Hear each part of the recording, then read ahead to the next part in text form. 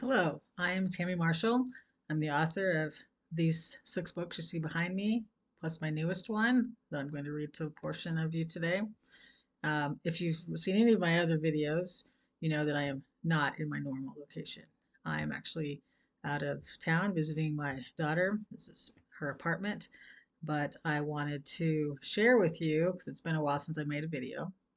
And this book, Last in the Class, is my newest one. It's another mystery suspense murder mystery with a little romance thrown in uh, that I just finally published in January of 2025.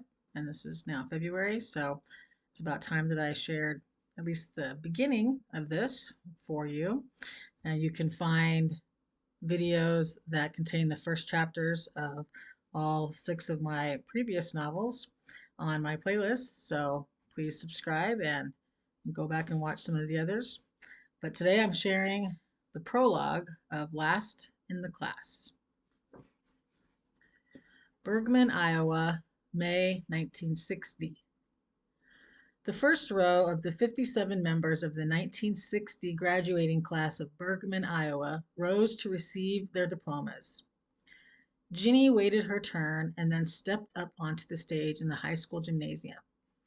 She repositioned her mortarboard, which kept threatening to slide off her curly head despite the plethora of bobby pins holding it in place, and strode forward to accept her diploma from Principal Jorgensen. He announced into the microphone, "Miss Virginia Drummond." Ginny cringed. She hated the name Virginia, even though she fondly remembered her namesake and paternal grandmother, Virginia Drummond, who had lived only long enough to see Ginny turn 8 before succumbing to a hard-fought battle with cancer. As the echoing notes of her name faded away, Ginny shook the principal's hand, forcing a smile she didn't feel. Principal Jorgensen's eyes met hers, and she thought she saw a hint of pity in them before she looked away and out to the silent audience, hoping, yet also dreading, to see her father amid the faces. If he was there, she prayed he was sober. She walked to the edge of the stage and descended the steps as the next graduate's name filled the room. A smattering of applause and some hoots and whistles came from the area of the bleachers that held his cheering family. As she made her way back to her chair, she scanned the bleachers for her father's face, but she didn't see him. A wave of relief washed over her, even as she bit back a sob. William Fairchild, the boy seated in the chair directly behind her, caught her eye and gave her a wink and a smile, but she ignored him and sat down. William was one of the few classmates who had welcomed her into their fold when she and her alcoholic father returned to Bergman a year and a half ago, after her mother's passing from an aneurysm.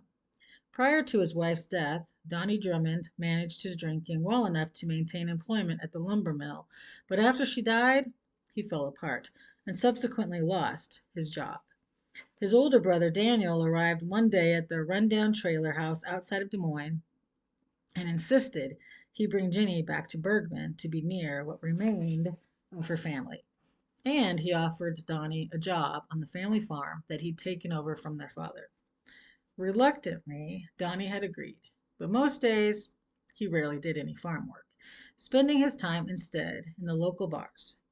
Ginny didn't know what would become of him now that she was graduating and planning to leave in 2 days for secretarial school in Des Moines, but he wasn't her problem. Secretarial school might not be much, but it would take her away from Bergman and away from the shell of the man that had once been a father she'd admired, but who was now someone who'd rather sit in a bar than attend his only child's high school graduation. With a broad grin on his face, William Fairchild crossed the stage to accept his diploma. Principal Jorgensen pumped William's hand up and down, and another man rose from one of the bleachers and clapped loudly as William descended the steps. It was William's father, Dean Fairchild, the science teacher whose class Ginny had enjoyed, even though science didn't interest her. She'd felt a bit of a kindred spirit with Mr. Fairchild and with William because they fought the stigma of not being from Bergman.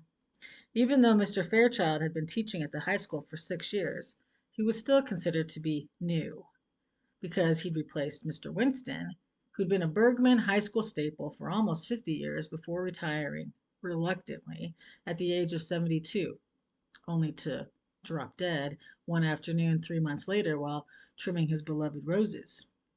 While Mr. Winston's death was not Mr. Fairchild's fault, many people noted that the sudden exit of the one coincided with the arrival of the other, so it took a few years before Mr. Fairchild and his family even began to be accepted into the community. William had 6 years to gain the trust of the friends he'd made, but Ginny only arrived midway through their junior year. And the few friends she'd had in first grade, before she and her parents moved away from Bergman, had since cemented solid social groupings that made no room for Ginny and her quiet ways. William, however, had been nice to her, and as had another boy, one she'd been secretly dating, and one who was pushing for something more serious than she wanted in her life right now. She planned to end it with the boy tonight, after his family's small reception. While he was celebrating with his family, she would be packing her stuff and preparing to leave Bergman and her alcoholic father for good. So that was the prologue of Last in the Class, and I will just read to you the back of it in case you're interested in hearing more about it. After her high school graduation in 1960, Ginny Drummond left her small town in Iowa, vowing never to return. Years later, though, she attends her 50th class reunion, an event with life-changing ramifications for her and William Fairchild, the classmate who befriends her. The reunion is momentous for all their classmates because of an anonymous letter and its contents promising riches to the last surviving member of their class.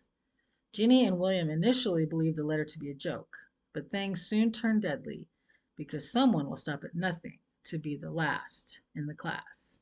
I'll put a link in the comments if you're interested in, maybe going to the Amazon site and ordering a copy. Thanks for watching.